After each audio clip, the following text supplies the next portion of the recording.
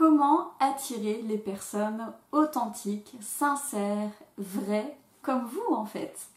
Bonjour à tous, c'est Stéphanie, j'espère que vous allez bien. Alors dans la vidéo d'aujourd'hui, on va parler du fait d'exprimer ce qu'on pense, ce qu'on ressent et voir comment arrêter de rester dans son coin sous prétexte que les gens autour de nous peut-être nous semblent faux, peut-être que leur personnalité, leurs opinions nous agacent et alors on préfère ne pas être avec eux, ne pas communiquer réellement avec eux.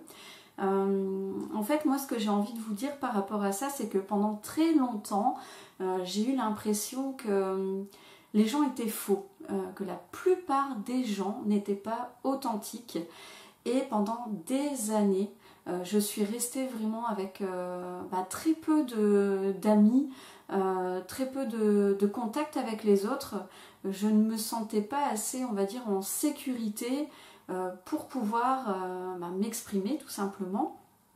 Et j'avais probablement aussi une peur parfois de déplaire ou d'être incomprise. Alors si c'est votre cas aussi aujourd'hui, écoutez bien cette vidéo jusqu'au bout parce que j'ai envie d'expliquer aujourd'hui quelque chose de très très important pour moi. Parce que suite à ça, un jour, je me suis réveillée, on va dire, en me disant mais finalement je ne sais toujours pas ce que je veux faire de ma vie. Et pour vous expliquer un petit peu, il y avait peut-être 15 ans, oui c'est ça, 15 ans étaient passés à ce moment-là, où en fait j'avais vécu ma vie en faisant vraiment ce qui était métro, boulot, dodo, comme beaucoup de personnes malheureusement. Et vraiment je me suis dit mais j'ai stagné, j'ai bossé comme une dingue, sans obtenir quelque chose en retour finalement. Et surtout, voilà, j'ai exactement les mêmes amis qu'avant, je pense de la même façon qu'avant, je n'ai pas évolué. Et vraiment, j'ai l'impression d'avoir perdu 15 années de ma vie et c'est une chose que j'ai envie d'expliquer aujourd'hui, en tout cas d'expliquer comment j'ai fait pour me sortir de cet état-là, parce que je veux que ça ne vous arrive pas à vous et j'ai quelques conseils à vous donner à ce sujet-là. Maintenant, imaginez que vous arriviez à exprimer vos besoins, vos désirs, vos opinions. Vous ne les refoulez plus. Vous êtes vous-même encore plus authentique et inévitablement vous attirez les gens authentiques. Vous vous sentez léger, libre, vous vous êtes enfin trouvé. Vous êtes trouvé vous-même et vous avez trouvé les gens avec qui vous avez vraiment envie de passer du temps. Comment faire pour exprimer tout ça? Alors déjà, puisque c'est le thème de cette chaîne, quand on manque d'estime de soi, c'est pas toujours évident de reconnaître qu'on a des besoins, qu'on a des désirs, des opinions. C'est quelque chose qui n'est pas forcément évident. Alors pour pouvoir les reconnaître, déjà il faut savoir ce que c'est. Un besoin finalement c'est quoi? C'est quelque chose qui vous manque, qui n'est pas, là on parle de besoins qui ne sont pas comblés. Et vous reconnaissez ces besoins au fait qu'ils génèrent une certaine frustration. Si je vous donne un exemple me concernant actuellement, donc moi j'ai un besoin en ce moment de sommeil, j'ai un besoin d'être au calme pour pouvoir me concentrer sur une tâche, j'ai besoin de faire du sport, j'ai besoin de déconnecter parce que je travaille beaucoup en fait. Et en fait tout ça génère une certaine frustration chez moi. Donc ce que vous pouvez faire avant de pouvoir les exprimer aux personnes qui peuvent être concernées ou simplement en prendre conscience, c'est le fait de, en fait à chaque fois que vous allez être frustré par quelque chose, vous allez le noter.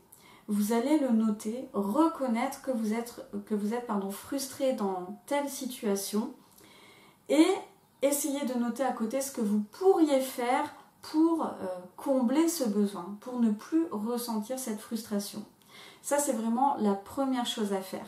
Maintenant, une fois que vous l'avez clairement identifié, moi je peux vous donner un exemple par rapport à ma vie, là c'est au niveau professionnel. J'ai dit il y a quelques mois à ma chef que j'avais besoin pour me concentrer, pour bien faire mon travail, d'être au calme. Et ce qui se passe au travail, c'est qu'on travaille en open space, donc c'est-à-dire qu'on n'a pas de bureau à part. C'est vraiment un plateau, un espace où il y a un tas de bureaux et on entend les conversations des uns des autres. Donc pour moi, c'est insupportable. En tant qu'introvertie, j'ai vraiment besoin de calme pour me ressourcer, pour me concentrer. Et en discutant avec elle, donc on a trouvé cette solution pour moi d'aller dans ce qu'on appelle une bubble. Donc une bubble, c'est une salle qui est un peu vitrée comme ça et qu'on ne doit pas réserver mais qu'on peut utiliser de manière spontanée. Et donc je me suis mise d'accord avec ma chef pour pouvoir aller dans une bubble si j'en ressens le besoin, peut-être une après-midi par semaine. Et en plus de ça, on a le droit de travailler de la maison un jour par semaine, donc ça c'est quelque chose aussi qui peut vraiment aider. Mais voilà, j'ai exprimé mon besoin et c'est quelque chose qui m'apporte énormément pour pouvoir me concentrer sur mon travail. Ou alors par rapport au fait de pouvoir déconnecter, parce que je travaille pas mal, donc en dehors de mon travail, oui, je fais ces vidéos YouTube, donc chose que j'adore faire, mais ça demande quand même du travail. Et aussi, je suis ma formation de coaching qui est bientôt terminée, et j'ai pas mal de rendez-vous coaching justement. Donc tout ça fait que j'ai un besoin de déconnecter, donc à un moment donné j'ai expliqué à mon mari, voilà, j'ai besoin de faire une sortie entre filles régulièrement, donc c'est ce que je fais, pas souvent mais régulièrement, et ça me permet de combler ce besoin de déconnecter un peu du travail en général. Donc en ce qui vous concerne, notez vraiment à chaud, quand vous ressentez une frustration, notez dans un carnet ou dans votre téléphone, ce que vous voulez, cette frustration. Notez ce que vous ressentez, pourquoi, dans quelles circonstances, et à côté, trouvez un moyen possible de combler donc, le besoin qui se cache derrière cette frustration. Ensuite, il y a les désirs. Alors, les désirs, finalement, contrairement aux besoins, c'est pas quelque chose qui vous empêche de fonctionner, entre guillemets, mais ce sont des plus. J'ai une cliente en coaching récemment qui m'a expliqué qu'elle avait vraiment ce désir, cette envie que son chéri l'invite au restaurant. Voilà, ça c'est clairement un désir. Vous pouvez avoir aussi le désir de partir en voyage dans un pays que vous adorez. Vous pouvez avoir des désirs de tout ce genre de choses qui ne sont pas obligatoires mais qui vous feraient vraiment plaisir. Et c'est très important de les reconnaître aussi. C'est très important de les noter également. Passons aux opinions. Alors ça, même quand on manque d'estime de soi, si on est d'accord avec ce qui est dit, c'est facile de donner son opinion. Mais ça se corse quand on est en train de parler de quelque chose qui vous agace, vous êtes contre ce qu'on est en train de dire, et peut-être que vous vous dites, bah voilà, je ne vais pas donner mon opinion parce que ça ne va pas faire avancer les choses, et vous préférez vous éclipser ou ne pas écouter ce que la personne raconte et laisser le groupe en question parler ensemble. Mais ce que j'ai remarqué, c'est que si vous faites ça, vous allez baisser votre niveau d'estime personnelle. Donc c'est vraiment très important de réagir quand quelqu'un dit quelque chose qui vous gratte un petit peu, qui vous agace vraiment. Moi, il y a deux choses qui m'horripilent en particulier, enfin il y en a d'autres, hein, mais il y en a deux vraiment, j'ai remarqué que c'était deux choses qui revenaient souvent, c'est le racisme et le fait de faire des généralités sur les gens. Donc par exemple, dire que tous les Français sont comme ci, tous les Italiens sont comme ça, enfin, etc. Ça c'est vraiment quelque chose que je ne supporte pas. Donc au jour d'aujourd'hui, quand quelqu'un tient ce genre de propos en face de moi, je l'arrête tout de suite. Donc je donne mon avis directement et j'explique à la personne que il ne faut pas parler avec moi de ces sujets-là parce que vraiment ça m'agace. Donc si je suis bien en forme ce jour-là ou bien lunée, je vais essayer de comprendre pourquoi la personne pense comme ça. Pas pour le racisme, mais plus pour le fait de faire des généralités. Mais sinon, voilà, c'est important pour moi. Je mets un point d'honneur à donner mon opinion, surtout quand elle est contraire. Donc c'est très important. Entraînez-vous à faire ça. C'est pas évident, mais entraînez-vous à le faire.